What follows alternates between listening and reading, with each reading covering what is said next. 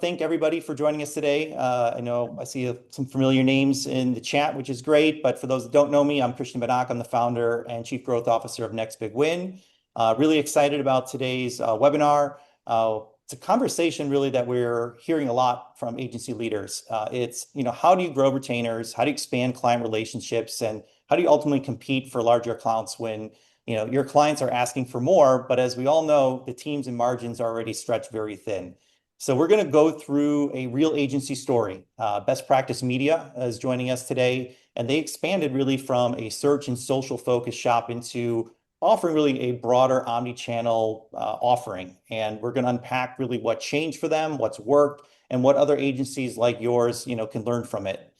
As you guys know, we do have the chat open, so we'll be doing all the Q&A through the chat. Feel free throughout the session if you have a question to put it in there. I might jump in and ask the group, or we might reserve it for the end. But there will be time, at the end definitely for some Q&A.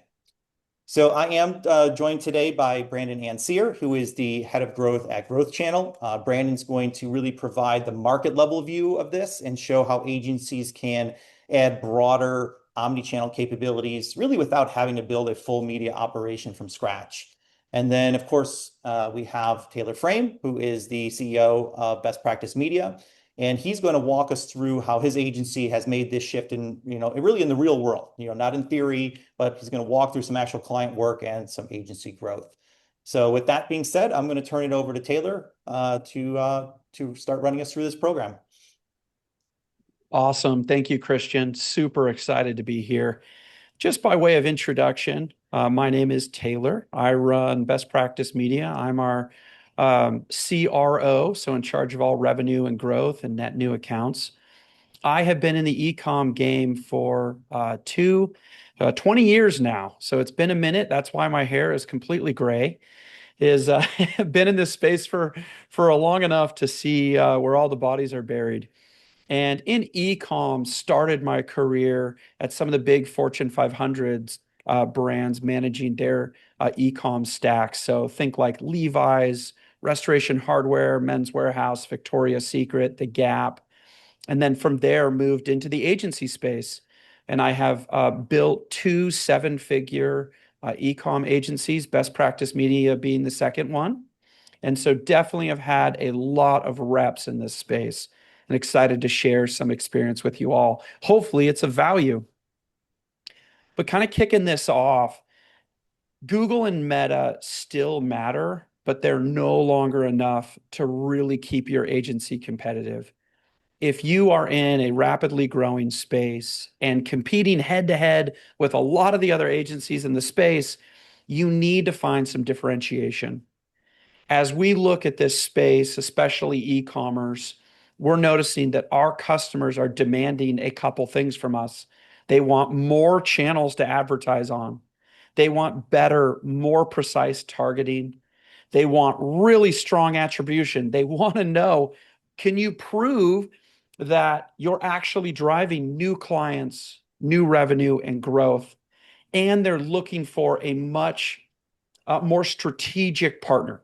They want broader strategy. No longer is it good enough to be like, yeah, we buy on Meta or we buy on Google. People, customers, brands, they're looking for a higher level of sophistication in their agency partners. What we found as we've been competing and growing pretty aggressively this year is that by adding on our ability to do programmatic ads and tap into things like CTV and audio and display ads, we have to be able to deliver a more strategic approach for our customers. And as we have added on these capabilities outside of just Meta and Google, a couple really cool things have happened. We've been able to grow our retainers without having to expand our team. We've been able to get into larger accounts that have bigger budgets and need a more strategic partner. We've also been able to get into new opportunities where we just need programmatic, and then we're expanding that into Meta and Google once they trust us and understand our value. So this has been a really strategic pivot of our agency that's had massive impact. Let me tell you a little bit about best practice media in general. So I would put us at the mid-tier of boutique agencies. We've been in business for 10 years now. We manage about 70 brands on average. Most of those are in e-com, but we do have quite a few service level businesses, telehealth, law clients, so doing more lead generation. We have 32 people on full-time staff. Most of those people are based here in the US. And then outside of that, we're also using some offshore talent to help support our teams. So pretty mid-sized agency, I think, in the boutique space, but a lot of volume flows through our doors, which is really fun. If you had to put us in a bucket, we are experts at client acquisition or customer acquisition and growth. So brands are coming to us saying, hey, Taylor, we're at X amount of revenue. We need to be up here. How do we do that? What channels do we do? How can we do this without, blasting through a ton of capital? And so we're experts at helping brands grow strategically and really stack in significant revenue without destroying their margins. So that's a little bit about like who we are and what we do. Let's dive into the challenge that I'm sure that many of you are really, really aware. Paid media, especially on Meta and Google, is becoming harder and harder to control and more expensive. We've seen costs, depending on the niche, vary quite a bit this year. Right here, you can see a 7% increase in CPMs, but in some of our niches like supplements, apparel, telehealth, we're actually seeing a much larger boost in CPMs than 7%. So as agencies, as marketers, we have some strong headwinds that we haven't had to deal with in the past. Some of the things that are really impacting this, if you're only on Meta and Google, is that your targeting limitations are becoming slimmer and slimmer.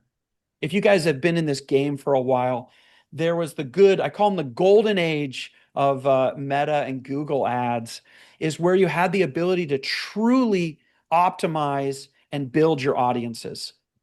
As many of you know, these are now walled gardens. These are black boxes. When you're working with Meta and Google, they've taken away a lot of those abilities to influence and build custom audiences. This has made it very, very difficult to scale properly. Another challenge that we're running into more and more is that each one of these platforms is trying to take credit for every single sale. So attribution and making sure that the right media mix is in play has become increasingly difficult, especially for e-com brands.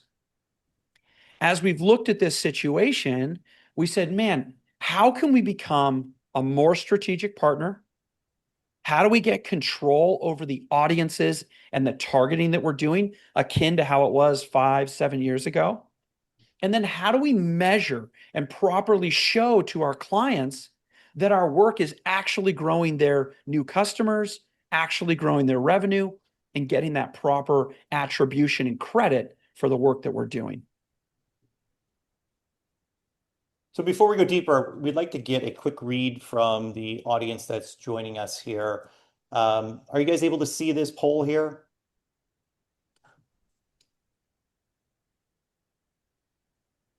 Okay, great. So yeah, so if you could tell us, what your biggest challenge is when managing paid media, and we'll give everybody a chance to answer that. But Taylor, if you want to, move forward, and then I'll jump back in when we got some results. Yeah, I love it. I love it. All right. So as we went into this space where there's some big gaps in just managing Meta and Google, we needed more. Many of our customers were coming to us and they'd ask us questions like, I want to be on TV, or how do I show up on when customers are shopping around on different websites? Like, how do I touch them at all these different spots in the internet? And we said, well, man, that's like programmatic and display and DSP ads. Like, that's a space that we're not super versed in. So we started getting educated. And gosh, it was a pretty overwhelming space as we dove into this. It kind of became more like an alphabet soup. There were so many different platforms, trade desks, and technologies that we could license. All of them had fees. All of them had pretty steep learning curves, and a lot of them had really high minimums. Most of our customers are in kind of that mid-tier e-com space. So they're doing anywhere from 10 to 30 million dollars a year in revenue. So they've got healthy budgets, but they're not spending millions of dollars a month. And so these customers are asking for, hey, we want these multiple channels. We want to be reaching our customers outside of Meta and Google. You, as our media partner, how can you support us? The deeper we got into this space, the more overwhelming it seemed. And as a small team, you guys all know this. If you're going to add like a new headcount or build out a new service offering, there is a massive amount of investment for a small firm to do that. And taking that risk became really, really tough for us. So we were scratching our heads being like, gosh, I don't think we can provide this service for our clients. But it opened up a gap where people would leave us because we couldn't do this work, right? And so we started looking in the space for like, how can we solve this problem? How do we get our clients true, like omni-channel support without going bankrupt in the process? So I got the results here. I'm going to share them. So it looks like we have the number one answer, proving business impact to clients at 37%. And then number two, pretty close, tracking and attribution at 33% with the others that followed. Taylor, is that consistent with what you're seeing and experiencing? Yeah, and depending on your client, reaching the right audiences can be a big challenge. Like if you're still relying on Meta and Google and their essential algorithms to source these right clients, you're leaving a lot of meat on the bone. Meaning, if you have the ability to build custom audiences outside of those platforms, you can tap into new customers at a much lower cost, right? So I would say reaching the right audiences is a piece there that I think a lot of people miss. Sure. So we do have another poll that we'd like to ask as well. So this one is around, what paid media channels are you managing today? This is multiple choice. So if there's multiple, feel free to add those as well. And then like we did with this one, we'll come back to the results, after we get some more, more answers in here. I love it. Thank you, Christian. Okay. One of the things that we've seen, and probably many of you here on this channel have had a similar experience, is everybody and their uncle is running some sort of meta ads. So everyone has a meta ads agency. So it's becoming increasingly difficult to differentiate yourselves. One of the things that we've also noticed is that there is a general lack of trust in the agency space. I do hundreds of sales calls every single year. And every single time someone comes on the thing being like, yeah, I hired this one agency. I didn't get the results. They didn't show up. Everything went sideways. I wasted a bunch of money. I'm sure all of you have talked to those type of customers and they're really gun shy. And so being able to talk about a true omni-channel experience for your leads really differentiates your shop. There's a couple things happening here. One, I noticed that more and more of our new leads were looking outside of just Meta and Google. They wanted to tap into streaming audio. They wanted to be on CTV. They wanted to be on display. And even if they didn't know exactly how those things were set up, they saw the opportunity and they were looking at us saying, can you provide this? But one of the challenges we faced internally is if we were going to do these new channels, we would have had to make a massive investment on team, which, as you all know, is very expensive, especially in the US. We would have to make a massive investment on training and implementation. As you guys know, agencies are made or broken in their processes. And if you don't have good processes and systems, everything goes sideways. So the last piece here is if we were going to stack this on our traditional offerings of Meta and Google, our margins were going to be absolutely destroyed, where it was like, does this even make sense to offer this with the amount of talent and infrastructure we have to build in the agency. So we had to figure out, how do we add this on and keep the same margins without taking on a ton of risk?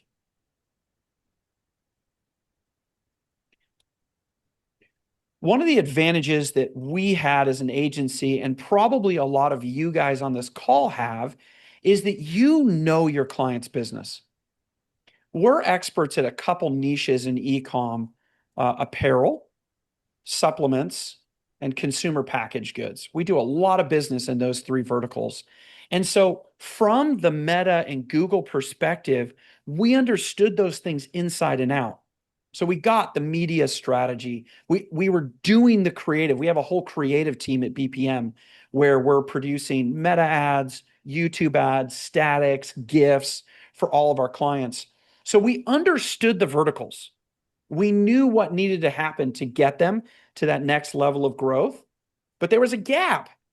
We didn't have the programmatic and the DSP tools and resources in-house or the training. So as our clients said, hey, we want to do this stuff, we're like, gosh, we better figure this out. Otherwise, they're going to start looking for a new partner. And that's where we were able to tap into the growth channel platform and help open up some of these doors for ourselves, which was really cool, took what we were really good at, which is the core fundamentals of marketing and selling things on the internet.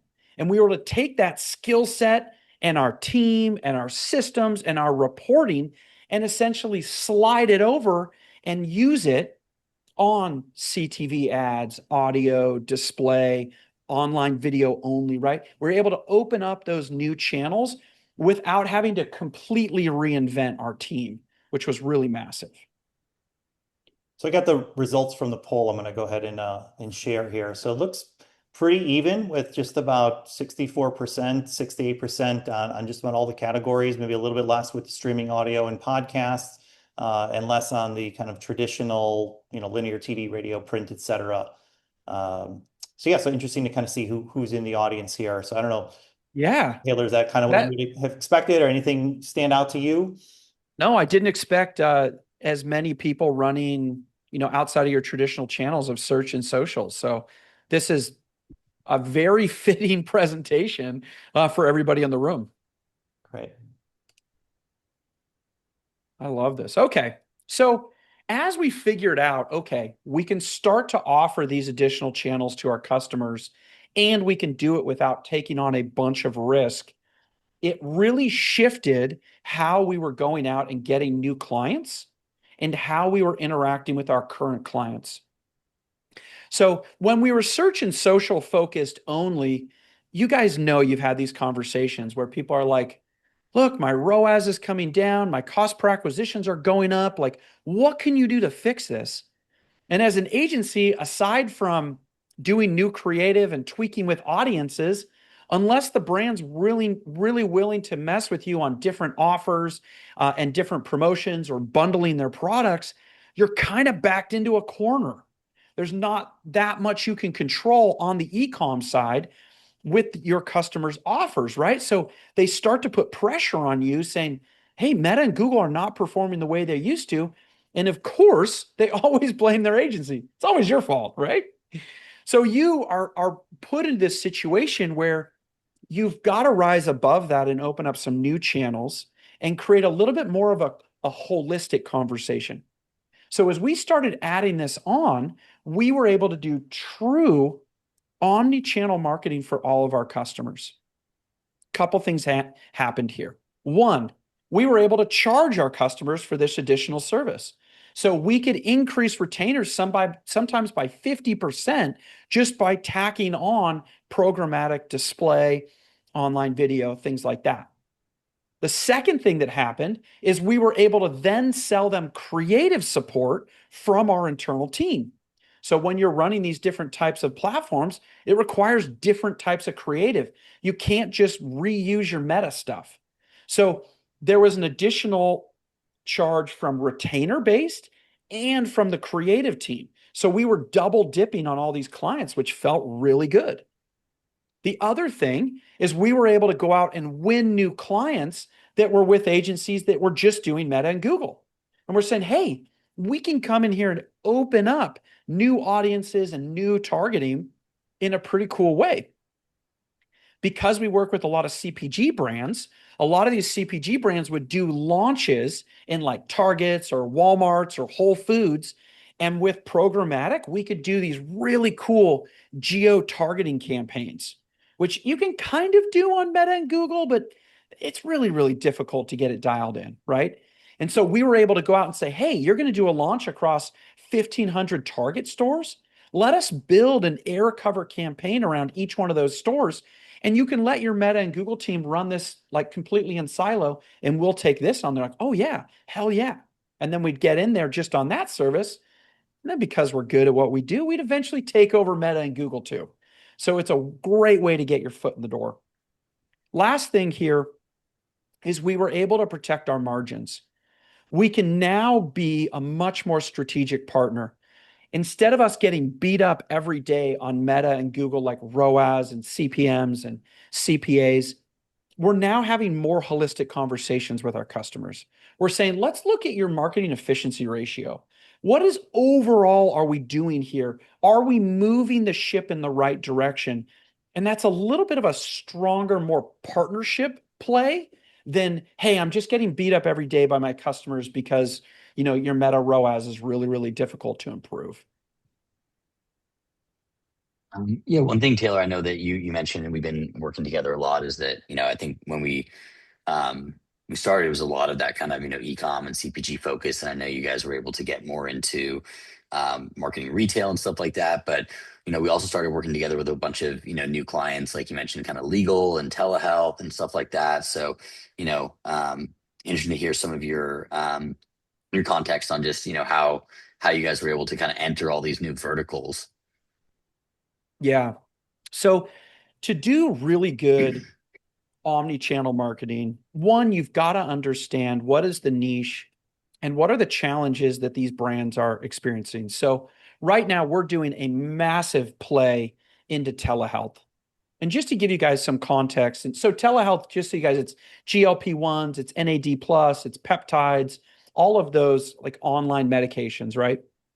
Right now, based on some of the numbers that we're seeing, just on Meta alone, there's about $100 million a month being spent on trying to acquire new GLP-1 and peptide customers in the telehealth space. So think about that from a logistics standpoint. $100 million in one very specific vertical competing for the same group of people. The CPMs and the CPAs are through the roof in that vertical. It's crazy. Like I actually don't know any other niche that's spending that aggressively for one offer, essentially, which is like GLP-1 or NAD. So what we've been doing is we've gone into this space. We're saying, listen, you're competing for the same level of customers with essentially the same offer and the same audience. Like this is insanity. So we've been going to them and saying, we can tap into net new customers that have never heard of your brand before at half the cost on these additional platforms. And you're going to get first touch advantage, meaning you're reaching these customers before they're in the minutia and craziness of meta ads. So we're getting in there at a lower CPM. We're actually building custom audiences, and we're going after these net new customers and pulling them into the funnel. And the results have just been phenomenal. All right, let me share a little case study. So we have this really fun brand called Pip Pop Post. They make these really cute earrings designed for mostly young girls. So think ages like 6 to 18. And what's cool about this brand is they make earrings that are, I always butcher the word, hyperallergenic. I think that's how you say it. Meaning they're really safe for super sensitive skin, which a lot of kids in that age bracket have really sensitive skin. And then what's really neat is they make the back of the earring as a flat back. So if you're messing around on the playground and you hit your ear, it doesn't stab your head. It's a really, kid safe earring. We have been managing their Meta and Google for over 3 years. And they came to us saying, listen, Taylor, we've got this big launch we want to do with Disney, a big collaboration. And as you all know, anytime you do a collaboration with like Disney or the NBA or something, it's a big investment for a small brand. They're like, we've got this launch. We really need to get this in front of net new customers because our existing customers are going to eat this up. But we want to do this strategically, so we're tapping into new audiences.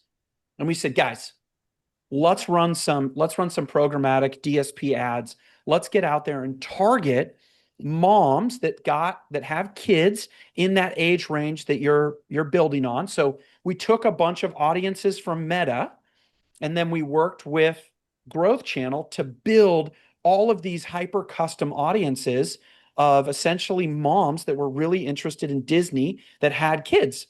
And then we spread it geography across the US. We did a couple other niches that we targeted, and we launched this campaign. What we saw was absolutely crazy. We saw an 83% improvement in the CPA. So not only were we able to get net new customers into the funnel that they were not able to target on Meta and Google, but those customers were reacting, clicking, and buying, right? So they were moving through the funnel with a lot of intent, which was really cool. The other neat thing that happened here is obviously our Meta and our Google results went up.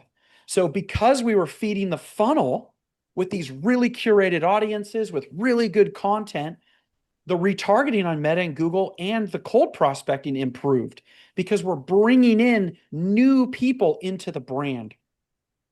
This was just an incredible launch. And then after this launch, we did this for about 3 months. They're like, well, what else can we do? So we started expanding the relationship. We're doing some CTV spots. We were doing some different audio ads so we could get on, like, I don't know if any of you have kids in this age, but we listen to a lot of Disney, much to my dismay. But we listen to a lot of Disney. So we're getting on Spotify now. We're hitting these parents at different purchasing times when they have a little bit more focus instead of on Meta and Google where they're really distracted. So this was just a massive win, both for us as an agency and for our client. Awesome. Taylor, thanks so much. And yeah, it's been a pleasure working with you and becoming friends with you and your team and all the kind of cool clients that they're working on together. And yeah, it's cool to see over the years we've been working together, your agency really transformed from a lot of that kind of e-com and CPG focused stuff, and starting with some of the $50,000-$100,000 a month spends, and now we have a couple clients we're partnering on in some of the telehealth and legal spaces that are pushing that kind of 7-figure range. And I know that's what that's done for you and your team and your family and all that kind of stuff. So yeah, I think again, we're Growth Channel. We're the partner on the webinar here and platform that Best Practice Media and thousands of other agencies are using both inside the US and globally. And so yeah, I want to share just a little bit more about kind of how it works and how Taylor and his team were able to do all the things that he talked about without having to add a massive team and deal with a ton of complications around it. So we saw a bunch of these channels earlier. These are all the ones that people were asking about. It sounds like some of you are already doing some or maybe all of these. For those of you that are doing all of these, you probably have, at least one, if not multiple seats across different DSPs. You might lack access to specific places like you want to be on, whether that's, Netflix and Amazon Prime, or, getting onto Twitch and Spotify. And there's, a lot of places that even if you have a seat, let's say on, the trade desk or wherever, that you can't necessarily get access to. So, our platform brings all of these channels into one place. It makes it really easy for you to get after them. For those who are a little more technical in the room, and to kind of try and simplify the alphabet soup that Taylor was talking about, there's really I'd say I'll come back to kind of 3 really unique things that our platform gives our agency partners the ability to do.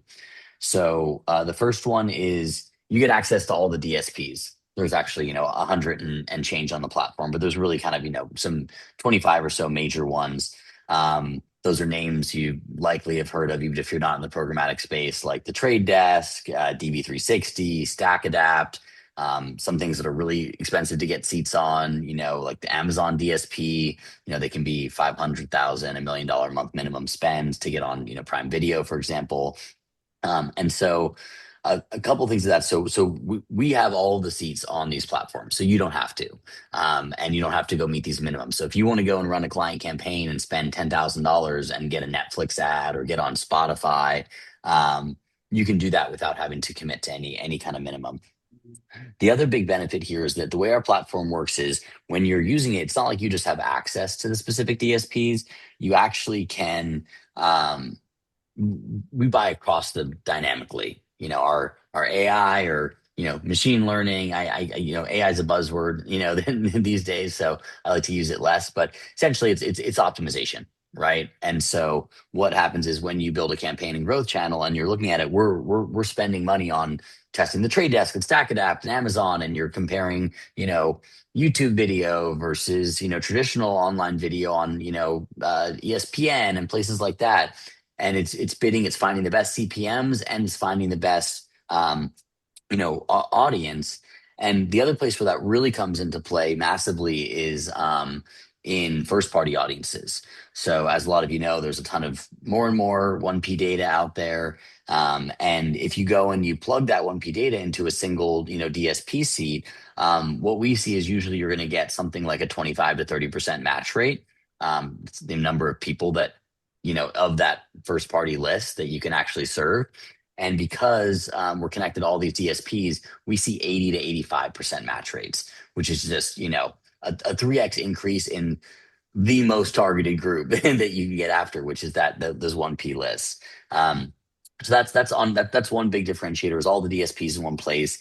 The other side of it is access to audience data. So for those of you deeper in the space, or maybe you've heard the term DMP, those are basically the data partners. We have access to almost 1 million different custom audience segments. Some of the stuff that Taylor was talking about that even beyond what you used to be able to do on Meta. Those come through some of the names you've seen here: Nielsen, Bombora, Distillery. There's there's B2B audiences, there's e-com, there's healthcare, there's legal, and I'll talk a little bit more about audiences in a second. But normally, if you wanted to go get this audience data, you would actually have to go and go to one of these partners, buy the data. So usually that's 50,000 minimum, and you're going to get what is called MAIDs or mobile IDs. So they'll basically give you a file and says, you spent $50,000, here's 500,000 people. And so if you're going after, for example, these tween moms who are you're going to go spend that money, and maybe actually it was the 8 to 12-year-old group versus the 6 to 8-year-old group that performed better. Or when you're looking at let's say you're selling something in the health and wellness space, is it the Whole Food shopper or the Tesla owner? And so you would have to go and buy all this data and then load it in and kind of hope you made the right investment.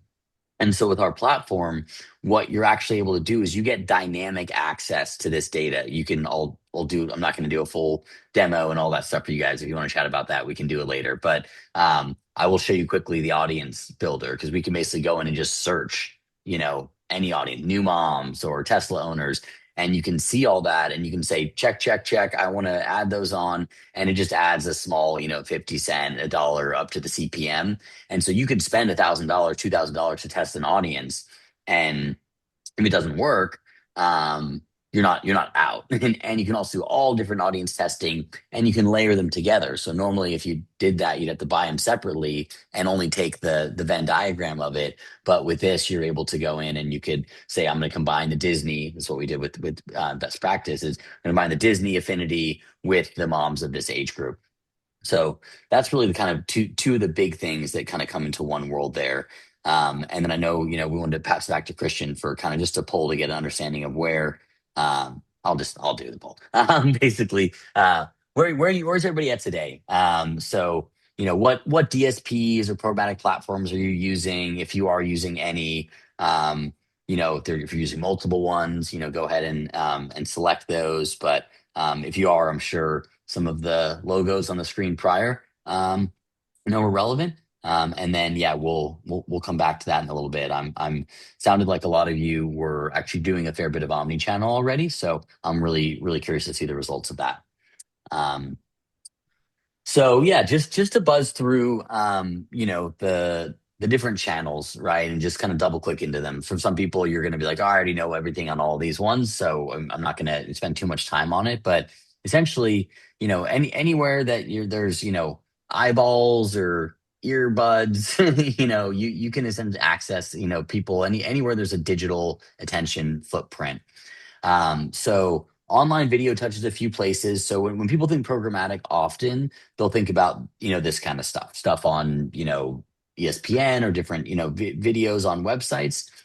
But with Growth Channel, we access other platforms that are these walled gardens. So things like Twitch, which is only available through the Amazon DSP with big minimums, huge audiences there. Twitch is not just kid gamers anymore. It's there's as we've grown up, me and Taylor are getting there now. There's some of our friends who are in their 40s and 50s are still really avid gamers. So a lot of big audience opportunity there, and then YouTube as well. So one way to buy YouTube is traditionally through, PMAX and things inside of Google with a lot less targeting, or if you have a seat on DV360. But the big differentiator with doing it with us is that you can layer in all these cool audiences that we can chat a little bit more about. Display campaigns, these are the ads that follow you everywhere you go, all around the web.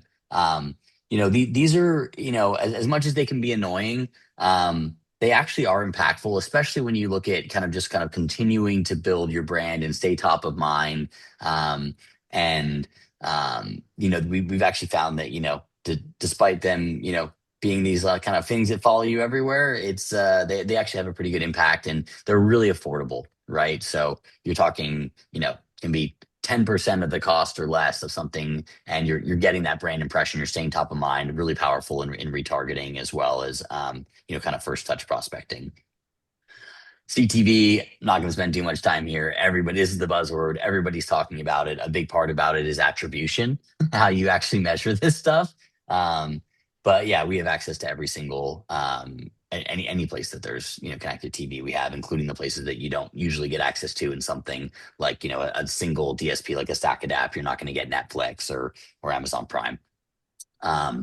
Digital out of home is another really powerful channel. You're not going to get the same audience targeting, right? You can, but people, if you're in the B2B space, you can target an airport during a conference. You can target things near retailers. We actually did and it's kind of surprising how affordable it is, especially how much people are dumping into Meta.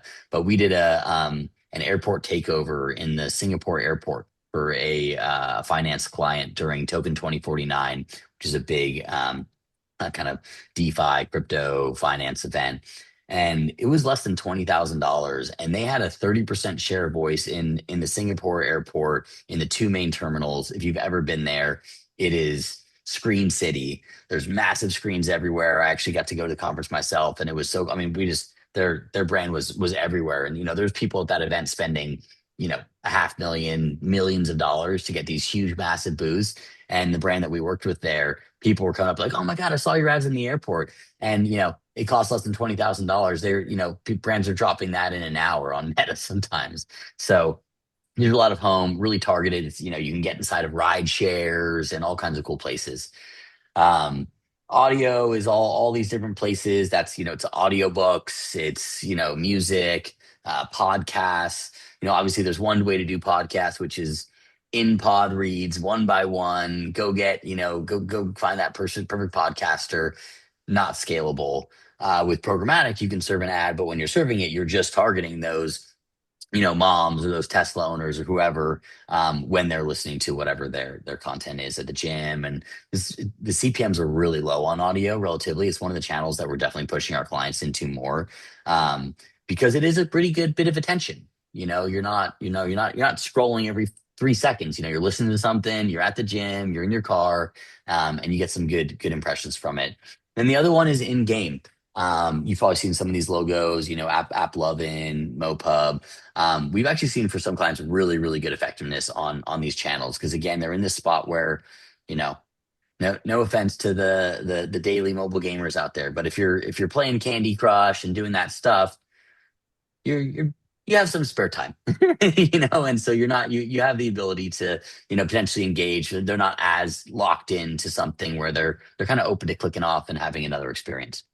So that's kind of a buzz through the channels. The next thing I just want to dig into is just the audience piece. And so there's just so much audience data that's available now, especially in the contrast to Meta, outside of just the stuff that you used to be able to do in Meta, like, age and income and things like that.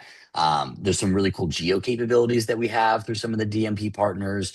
We can actually do a look back up to 12 months down to less than a 10-foot radius, and retarget those people later. So you can say, we've done this for our retailers, or, if somebody was shopping at, the Gap, any of the people who've been at the Gap in the last 12 months in these, we poly these stores, we have all kinds of AI that does that stuff.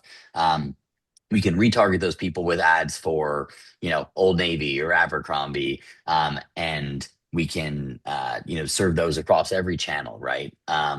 You can also do foot traffic attribution. So if you have clients who are brick and mortar and they're trying to send people to their locations, you can actually measure a CPLV, a cost per location visit, to measure their success as well. And so, we're looking at, what ages people's kids are, what their health habits are, what they're watching on TV. Like the amount of data that's available out there it's creepy to be honest, but for us as marketers, it's pretty cool.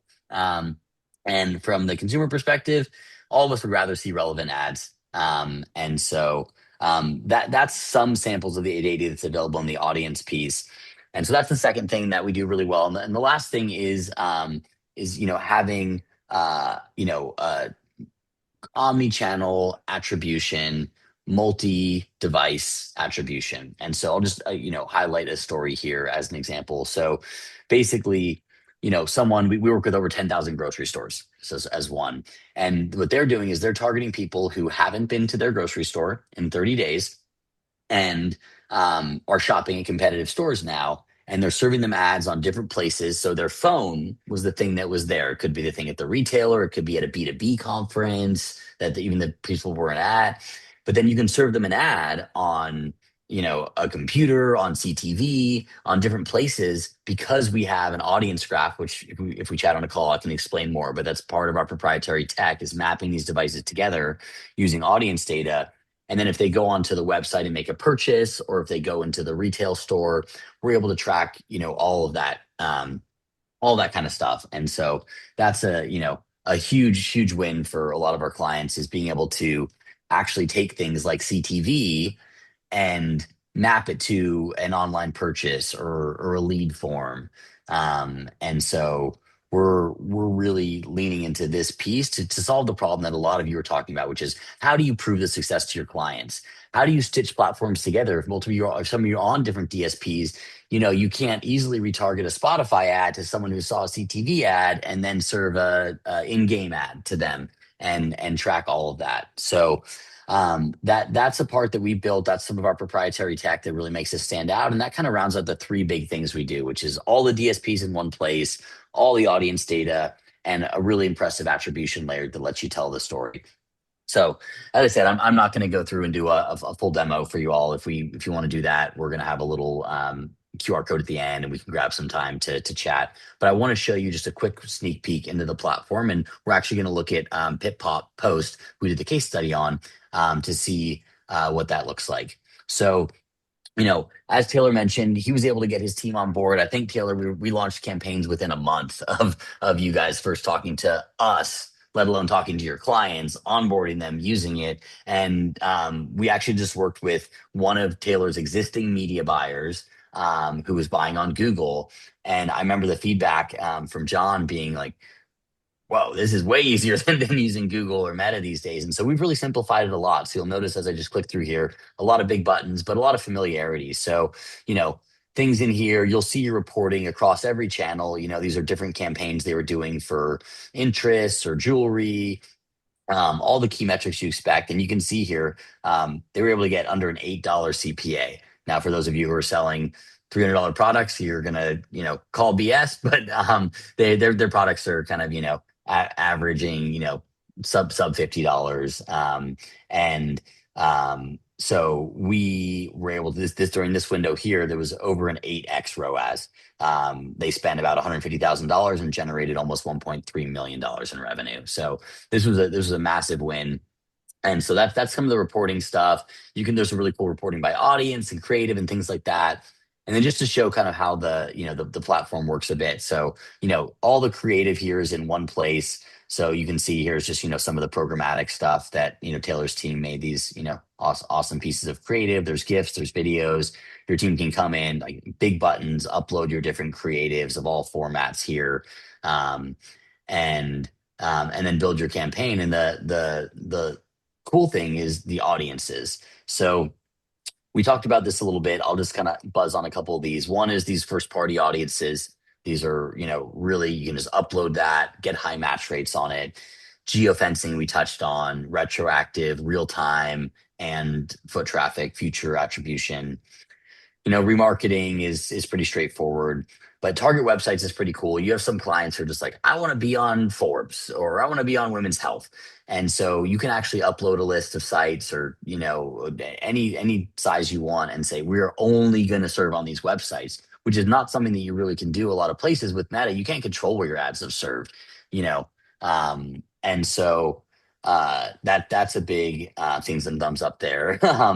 Another one is account-based marketing. There's a lot of B2B done in Bradstreet, cool audiences inside of there. And then I'm going to get into the coolest bucket, which is the third-party audience data we talked about. But the other one is context and keywords. So, to think about, there's kind of two ways to target people. One of them is where they are, like in their digital content experience, and then there's who they are.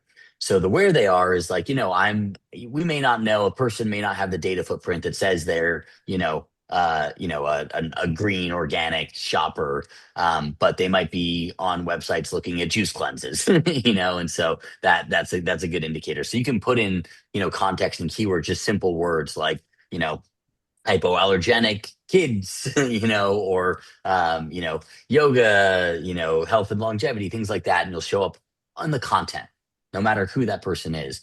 But the other place is what is the audience? So inside of our audience builder, I can go and just search, anything here, and you'd be blown away what you can search and find. I'll just put, one example here of, you see this one's like, owners of all-terrain vehicles, people prefer to buy auto insurance via call centers. People are leveraging telematics for discounts. So just crazy amounts of detail. I'm just going to search for new moms here as an example. And so what's happening as we do this is we're connected to all of these different DMPs. For those of you who are geeking out on data, I'm going to scroll this a little bit slowly so you see some of the names, but you might know Distillery, Share This, Strist is a big one. Epsilon has a lot of great B2B data. Place IQ, you probably know. TransUnion is where you get your credit cards and purchase history. And we have all of these. So you would have to go out to every single one of those partners individually, have meetings with them, spend money to buy the data. And for us, if I say, hey, look, I just want to find new moms, this is an audience from one of our partners. It's, about 650,000 people. This CPM is just how much it would cost extra. So if you're spending already a, $5, $10, $15 CPM, depending on the channel, you would just add on a little bit of extra CPM, and you're able to target individuals who are new moms, multi-source from birth announcements, baby registries. There's some here that are based on their entertainment and shopping. There's new moms interested in health and well-being. And so you can see here, and then you can come and just check these on, and you can start layering that together with all kinds of different audiences. So, I think, we want to save time for Q&A here, but there's a lot of cool stuff in the platform for how you can build audiences, measure performance. We have our pixel that you install. It contains the pixels of every single DSP out there. So it's really easy to get it set up. You just get a lot of benefits of all the things that people will do. And, for us, we work with, agencies who are as early in their programmatic journey as as BPM was at the time, to agencies that already have, one or multiple DSP seats and want to get more channels, want to get better attribution, want to simplify the buying experience for their teams, and they can bring all that together in one place. So that's kind of the overview on growth channel and everything. I want to really thank Taylor, as a now a friend and long-term partner for joining us and telling his journey. And yeah, look forward to chatting with hopefully some of you and hearing about your journeys, what your challenges are, what are the big things that you want to try and achieve with your clients, and seeing if there's ways that we can partner to help you there. One last little bit of context is we are a tech platform at our core, but we do have a managed service team for people who are like, I can't even spare a half of a pinky from my Google or Meta buyer to do this, or from one of my teams. We can help you out. We train our agencies. We have a really high level of customer service that I know our teams can speak with. So yeah, I think Taylor, Christian, you want to kind of mention the offer that we partnered up on? Yeah, so we talked with the folks at Growth Channel, and we wanted to make sure the Next Big Win community here was able to get a special offer. So I know they've worked out something where it's about 1 month free of Growth Channel. So Brandon, if you want to maybe talk a little bit more specifics about what that offer is and how they could take you up on it. Yeah, so unlike a lot of people in the programmatic space that are very opaque with their pricing and their models, we just do everything on a software as a service fee. It starts as little as $500, a month. But what we are offering, part of the Next Big Win community here, is to get your first month free on us. We'll get you set up. We'll show you the platform. We'll get you even trained up as your team.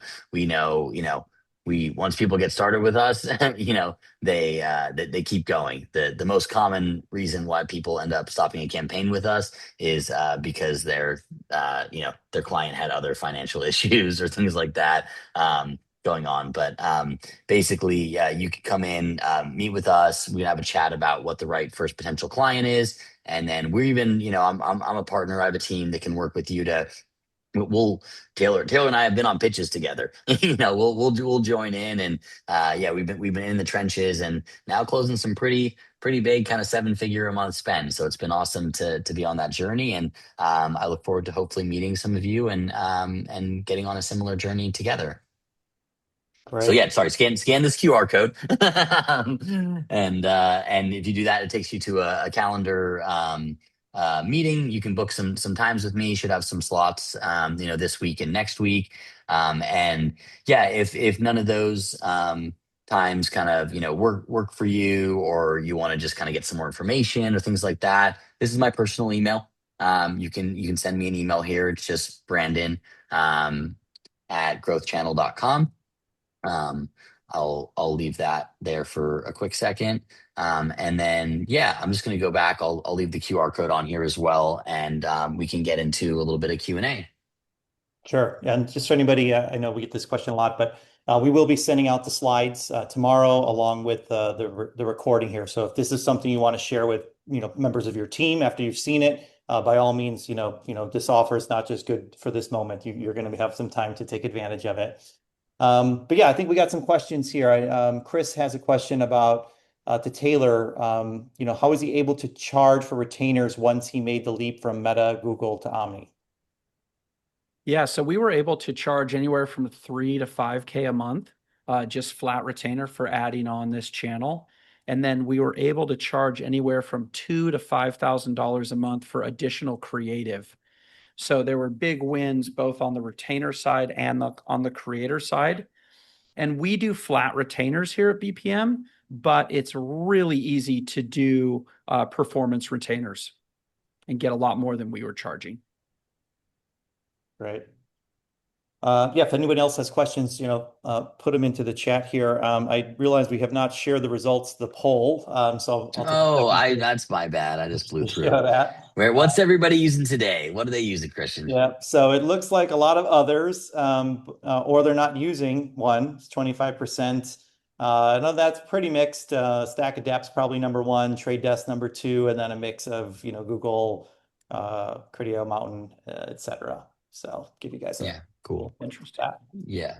Yeah, no, that's what we see pretty commonly. And we were able to basically just unlock, a lot of that. For those of you who are on like a mountain or Vibe or things like that, that's their focus on that silo. And so by bringing that all together, we made it really easy for people to access that, and the transition, to use those for us. And we're great partners with all of these folks. We bring them money and bring them ad spend, assuming they're the ones performing the best. And so we flip the script a little bit. Instead of you know you bidding against them, they're bidding for you. And so all these DSPs are competing now to get your business, and to do that, they have to give you the best performance.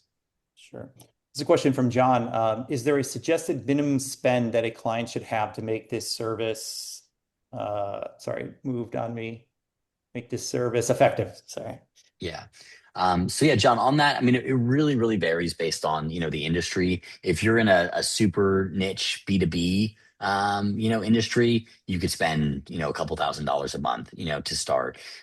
If you're, in something that's a little bit larger, you want to probably start in the kind of, at minimum, usually we'll say $5,000 to $10,000 range.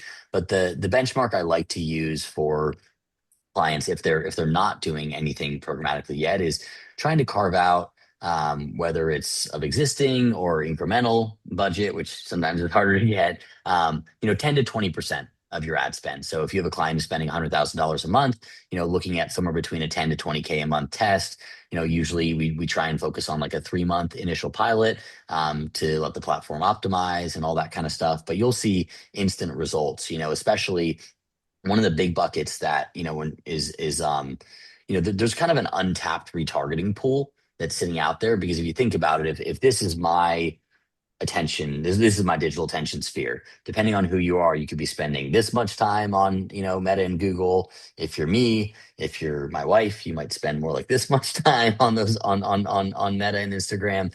And so whatever that time is, there's all this other space here where on the podcast, CTV, all these other places we talked about, that I'm also spending time. And if you're only using, whether it's just Meta and Google, if you're using CTV and you're missing out on audio or display, this is, retargeting is always going to be your best performance. And so when you come in and you launch full omni-channel, you get to scrape the cream off of these other different channels and retargeting those people as well. So we'll see instant, incredible performance right away from some of those retargeting buckets, because they're essentially untapped. These are consumers who have never seen your brand on Candy Crush. They've never seen it on CTV. They haven't heard it on a podcast or on a music ad. So that's kind of a, probably a large range answer, but I think usually thinking about that kind of 10 to 20% is a great place to start.